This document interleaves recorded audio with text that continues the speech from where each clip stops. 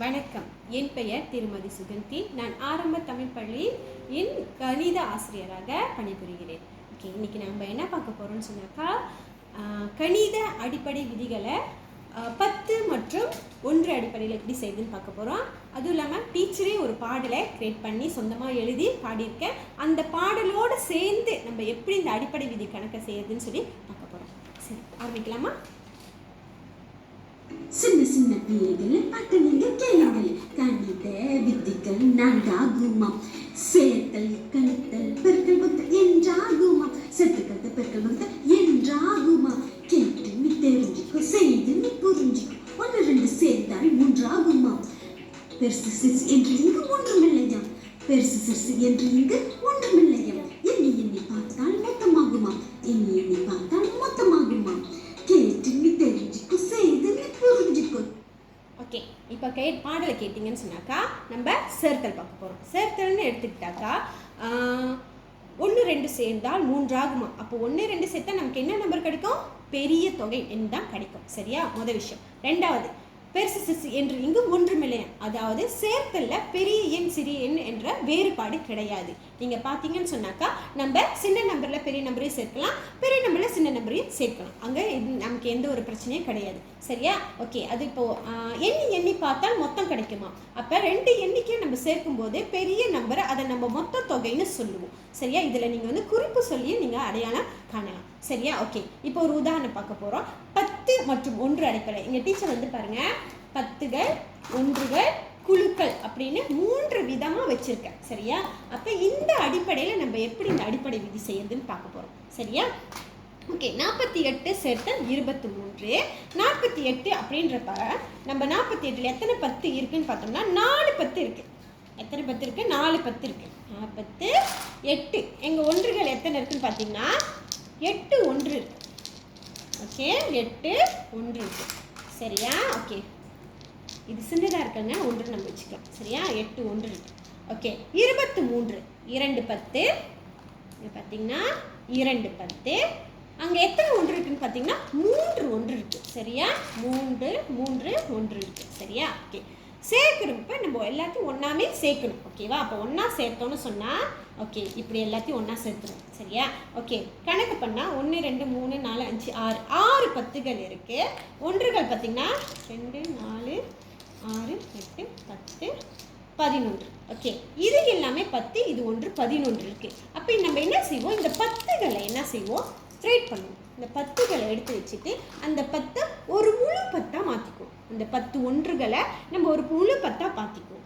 அப்போ மாற்றுறப்ப இங்கே எத்தனை 10கள் இருக்குன்னா 7 10கள் ஒரு 1 இருக்குது. இதுவே நம்ம நார்மலான மெத்தடில் செய்கிறப்ப நீங்கள் பாருங்கள், 48 23 சேர்க்கிறப்ப 11 ஒரு 1 மேலே போகும். அப்போ நிறைய பிள்ளைங்களுக்கு இங்கே 11 எழுதுறப்ப இந்த 1 இங்கே எழுதிட்டு ஏன் இந்த ஒரு 1 மேலே போகுதுன்னே தெரியாது. ஏன் போகுதுனாக்கா அந்த 1 வந்து ஒரு 10, அதனால 10 வரிசைக்கு போகுது. அப்போ இதெல்லாம் சேர்க்கும்போது 7 வரும். இந்த ஒரு 1 தான் இந்த 10ஆக மாற்றுது, அது வந்து மேலே வருது அப்படின்னு அவங்க புரிஞ்சுக்குவாங்க. அவங்களுக்கு அந்த புரிதல் வந்து அதிகமாக இருக்கும். சரியா? இது நீங்கள் இன்னும் சில உதாரணங்களை செய்து பார்க்கலாம். ஓகேவா? நம்ம அடுத்தது போமா? கேட்டு நீ தெரிஞ்சுக்கோ, செய்து நீ புரிஞ்சுக்கோ. 2 போனால் 1 ஆகுமாம். பெருசிலிருந்து சிறுசனி கழிக்க வேண்டுமா. பெருசிலிருந்து சிறுசனி கழிக்க வேண்டுமா. கணக்கு பண்ணி பார்த்தால் மீதம் கிடைக்குமா. கணக்கு பண்ணி பார்த்தால் மீதம் கிடைக்குமா. கணித விதிகள் நான்காகுமா. ஓகே, அடுத்தது நம்ம பார்த்தோம்னா 2ல் 1 போன்றால் 1 ஆகுமா. சரியா? 2ல் 1 போனால் 1 ஆகுமா. ஓகே, அது ஓகே. அப்புறம் பெருசிலிருந்து சிறுசனி கழிக்க வேண்டுமா. இங்கே நல்லா கேட்டிங்கன்னா பெருசிலிருந்து சிறுசனி கழிக்க வேண்டுமா அப்படின்னு சொன்னாக்கா பெரிய எண்ணிலிருந்து தான் நம்ம சிறிய எண்ணை கழிக்க முடியும். சரியா? ஆரம்ப கல்வியில் எடுத்துக்கிட்டிங்கன்னா பெரிய நம்பர்லேருந்து தான் சின்ன நம்பரை நம்ம கழிக்க முடியும். சின்ன நம்பர்லேருந்தே பெரிய நம்பரை கழிக்க முடியாது. சரியா? ஏன்னா நிறைய பிள்ளைங்க வந்து இன்னும் தவறு செய்கிறாங்க. ஏன்னு சொன்னால் அவங்களுக்கு வந்து இன்னும் அடிப்படை விதியோட கான்செப்ட் வந்து புரியலை. சரியா? ஓகே, இப்போ ஒரு உதாரணம் பார்ப்போம். ஓகே, எண்ணி எண்ணி பார்த்தால் மீதம் கிடைக்குமா. நம்ம ஒரு நம்பர்லேருந்து இன்னொரு நம்பரை கழிக்கிறப்ப நமக்கு அங்கே மிச்சமாக இருக்கிறத நம்ம மீதம்னு சொல்லுவோம். சரியா? இப்போ ஒரு உதாரணம் கணக்கு பார்ப்போம். நான் 54 கழித்தல் 18. ஓகே, 54 எத்தனை 10 இருக்குது? 5 10. என்ன எத்தனை 10கள் இருக்குது? 5 10 நம்ம வச்சுட்டுமா. ஓகே, எத்தனை ஒன்றுகள் இருக்குது? 4 ஒன்றுகள் இருக்குது. எத்தனை ஒன்றுகள் இருக்குது? 4 ஒன்றுகள் இருக்கு. இப்போ கழித்தலுக்கு வந்து இந்த ஆல்ரெடி இருக்கிற எண்ணிக்கையிலேருந்து தான் நம்ம ஒரு தொகையை எடுப்போம். சரியா? நம்ம எடுக்க வேண்டிய தொகை வந்து 18. சரியா? அப்போ இந்த 10ல் ஒரு 10, 18க்கு ஒரு 10, 8 பார்த்தீங்கன்னா இந்த ஒன்றுகள் பத்தாது. அப்போ 10ல் அப்படின்றப்ப நம்ம என்ன செய்வோம்? நம்மளா எடுத்து செல்வோம், அதாவது கடன் வாங்குதல்னு சொல்லுவீங்க. சரியா? அப்போ நம்ம இதை என்ன செய்கிறோம், இந்த 10 வந்து நம்ம மாற்றுறோம். இந்த 10 நம்ம என்ன மாற்றுறோம்? ஒன்றுகளாக மாற்றுறோம். 10 ஒன்றுகளாக மாற்றுறோம். ஓகேவா? 10 ஒன்றுகளாக மாற்ற வேண்டும். ட்ரீட் பண்ணுறோம் நம்ம. சரியா? மாற்றுறோம் நம்ம. ஓகே, 10 ஒன்றுகளா? இந்த 10 ஒன்றுகளை சேர்க்குறப்ப தான் இதில் நம்ம 8 எடுக்க முடியும். அப்போ 8 எடுக்கிறோம். 4 4 8 எடுத்துட்டோம். இப்போ மீதி பார்த்தீங்கன்னா 36. ஓகேவா? 36 இருக்கு. சரியா? இப்போ நம்ம செக் பண்ணி பார்ப்போம். 54 கழித்தல் 18. நம்ம பிள்ளைங்களாம் நம்ம சின்ன வயசில் இருக்கிறப்ப இது மாதிரி தான் படிச்சிருப்போம். 4 8 கழிக்க முடியாது. அப்போ என்ன செய்வோம்? பக்கத்துலேருந்து எடுத்து செல்லணும் அல்லது கடன் வாங்கணும் அப்படின்னு சொல்லுவாங்க. ஏன் வந்து இந்த 5லேருந்து 1 போகிறப்ப அது 5ஆக மாறாமல் இந்த 4 வந்து 14ஆக மாறுதுன்ற விளக்கத்தை தான் இப்போ டீச்சர் கொடுக்குறோம் உங்களுக்கு. சரியா? இங்கே 14 ஆயிடுச்சுன்னா இது 10 வருஷத்துலேருந்து போதில் 14. அந்த 10 ஒன்றுகள் 4 ஒன்றுகள் சேர்ந்து 14 ஆயிடுது. அந்த 14லேருந்து 8 போனாச்சுன்னா மீதம் 6 இருக்குங்க கீழே. இந்த 5 10லேருந்து ஒரு 10 போயிடுச்சுன்னா மீதம் 4 இருக்கும். 4லேயும் 1 கழிச்சோம்னா 3. அப்போ விடை நமக்கு எவ்வளோ? 36. அதே விடை தான் நமக்கு இங்கேயும் கிடச்சிருக்கு, 36. இது பெரிய எண்களுக்கும் நீங்கள் செய்து பார்க்கலாம். உதாரணங்களை செய்து பாருங்கள், ரொம்ப ஃபன்னாக இருக்கும் நீங்கள் செய்து பார்க்குறப்ப. ஓகே, இப்போ மறுபடியும் நம்ம அடுத்த இதுக்கு போகலாம். சேர்த்துக்கட்டு பெருக்கல் வகுத்தல் என்றாகுமாம். 2 6 என்று சொல்ல வேண்டுமாம். 3 3 7 இங்கு உள்ளதாம். 3 3 7 இங்கு உள்ளதாம். தொடர்ந்து சேர்ப்பதை பெருக்கலிடுவோமாம். தொடர்ந்து சேர்ப்பதை பெருக்கலிடுவோமாம். கணி. ஓகே, இப்போ பார்த்தீங்கன்னா 2 6. இப்போ நம்ம எப்போதும் என்ன படிப்போம்? வாய்ப்பாடு படிக்கிறப்ப O 2 2, E 2 4, 2 6ன்னு சொல்லுவோம். சரியா? அப்போ 2 6 அப்படின்றப்ப ஒரு பெருக்கல், அது ஒரு பெருக்கல் வாக்கியம். சரியா? 2 6 அப்படின்னு சொல்கிறோம். அந்த 2 6 அப்படின்னா என்னது அப்படின்னு பார்க்குறப்ப 3 3 2 குழுவில் இங்கே உள்ளதா. அப்போ இங்கே ஒரு குழுவில் எவ்வளோ இருக்குது? 3 இருக்குது. சரியா? இன்னொரு குழுவில் எவ்வளோ இருக்குது? 3 இருக்குது. ஒரே நம்பரு குழுவாகிய வாரியில் வரப்ப அதை வந்து 2ன்னு சொல்லுவோம். 3 3 2 குழுவில் இருக்குது. 3 3 2 குழுவில் இருக்கிறது தான் 2ன்னு சொல்லுவோம். 2 6 இதை ரெண்டையுமே நம்ம என்ன செய்வோம்?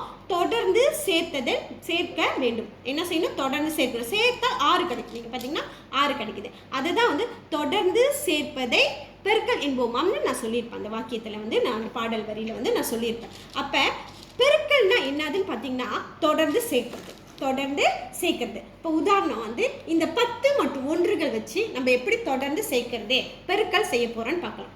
சரியா? நான் ஒரு சிறிய நம்பராகவே எடுத்துக்கிறேன். 12 பெருக்கல் 4. சரியா? அப்போ இங்கே எத்தனை குழு இருக்குன்னு பார்த்தா 4 குழுக்கள் இருக்குது. சரியா? 4 குழுக்கள் இருக்குது. ஓகே, ஒரு குழுவில் எவ்வளோ இருக்குன்னு பார்த்தா 12. ஒரு 10 2 1. ஒரு 10 2 1. சரியா? தெரியுதா?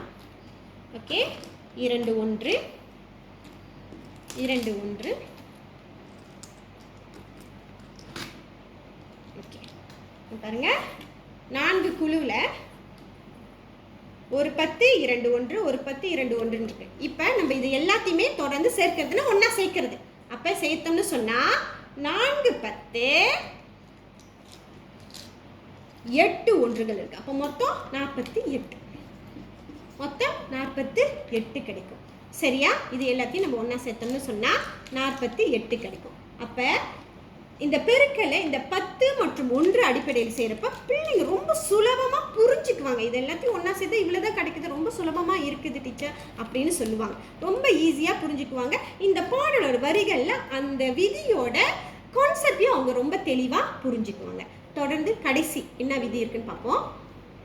விதிகள் 4 கூட்டுக்கட்டு பெருக்கல் என்றாகுமா. சேர்த்துக்கட்டு பெருக்கல் என்றாகுமா. 6 வகுத்தல் 3 சொல்ல வேண்டுமா.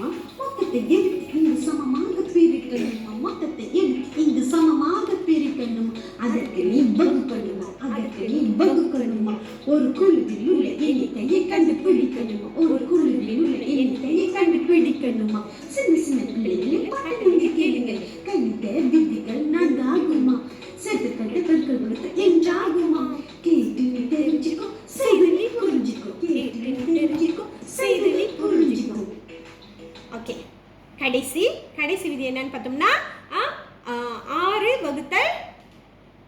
அப்படின்னு சொன்னால் 2 ஆகும் அப்படின்னு சொல்லியிருப்பேன். நீங்கள் பார்த்தீங்கன்னா 6 என்பது மொத்தத்தை எடுத்து நீ குழுவில் பிரிக்க வேண்டுமா, மொத்தத்தை எடுத்து நீ சமமாக பிரிக்கணுமா, மொத்தத்தை எடுத்து நீ சமமாக பிரிக்கணுமான்னு சொல்லியிருப்பா. அப்போ அந்த மொத்தத்தை எடுத்து நம்ம என்ன செய்கிறோம், சமமாக பிரிக்கிறோம். ஓகே, சமமாக பிரிக்கிறோம். 6 வகுத்தல் 2 2ஆக பிரிக்கிறப்ப இங்கே பாருங்க 6. ஓகே, இப்போ பிரிக்கிறப்ப 3 குழுவில் பிரிக்கிறப்ப 1 2 3 1 2 3. அப்போ ஒரு குழுவில் இந்த ஒரு குழுவில் எத்தனை இருக்குன்றத பார்ப்போம். அப்போ 6 வகுத்தல் 3ன்னு பார்க்குறப்ப ஒரு குழியில் எவ்வளோ இருக்குது, 2. இதுதான் விடை. அந்த ஒரு குழுவில் உள்ள எண்ணிக்கை தான் விடை. வகுத்தலுக்கு நம்ம பார்க்குறப்ப ஒரு குழுவில் உள்ள எண்ணிக்கையை தான் நம்ம குறிப்பிட்டு பார்ப்போம். சரியா? ஓகே, அதை தான் நான் அந்த வரைகளில் சொல்லியிருப்பேன். ஒரு மொத்தத்தை எடுத்து நீ சமமாக பிரிக்கணுமா, கடைசியிலேருந்து ஒரு குழுவில் உள்ள எண்ணிக்கை கண்டுபிடிக்கணுமான்னு அந்த வரிகளில் நான் சொல்லியிருப்பேன். உதாரணத்துக்கு பார்ப்போம். இதே 10 மற்றும் 1கள் வச்சு நம்ம வேறு கேள்விகளை செய்யலாம். அப்படின்றப்ப எப்படி செய்யலான்றதை பார்ப்போம். இங்கே பார்த்தீங்கன்னா 36 வகுத்தல் 3 கொடுத்துருக்கேன். ஓகேவா? 36 வகுத்தல் 3 குழுவாக பிரிக்கணும். 10 3 இருக்குது. ஒரு 10 2 10 3 10. 6 ஒன்றுகள் 1 2 3 4 5 6. அப்போ விடை வந்து ஒரு குழுவில் இருக்க எவ்வளோன்றதை பார்ப்போம். அப்போ ஒரு குழுவில் இருக்கிறது 12. அப்போ விடை வந்து 12. சரியா? ஓகே, இப்போ புரிஞ்சிருச்சா? நீங்கள் அடிப்படை விதியை இந்த பாடல் வழி கற்றுக்கிறப்ப உங்களுக்கு ரொம்ப ஃபன்னாகவும் இருக்கும், அதே சமயத்தில் ரொம்ப புரிதலாகவும் இருக்கும். சரியா? மீண்டும் அந்த பாடலை டீச்சர் ஒளிபரப்புற நம்ம என்னோட சேர்ந்து நீங்களும் அந்த பாடலை ரசித்து நல்லா ஆழ்ந்து கேளுங்க, உங்களுக்கே புரியும்.